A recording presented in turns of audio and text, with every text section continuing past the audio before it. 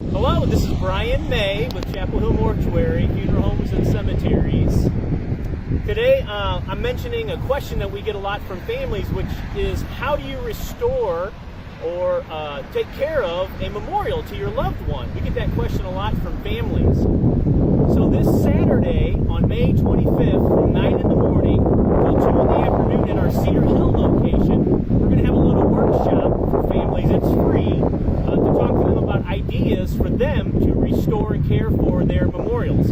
It's at our Cedar Hill location here, Chapel Hill Mortuary in Memorial Gardens from 9 a.m. till 2 o'clock in the afternoon at Chapel Hill Mortuary in Memorial Gardens. We hope you can join us. You'll also be able to pick up a flag. If you have someone who's a veteran, you can place that at the cemetery here or any cemetery where you have a veteran, and a bottle of water and some free snacks. So that's this Saturday, May 25th from 9 a.m. till 2 p.m. We'll be talking about how to care for and restore a memorial.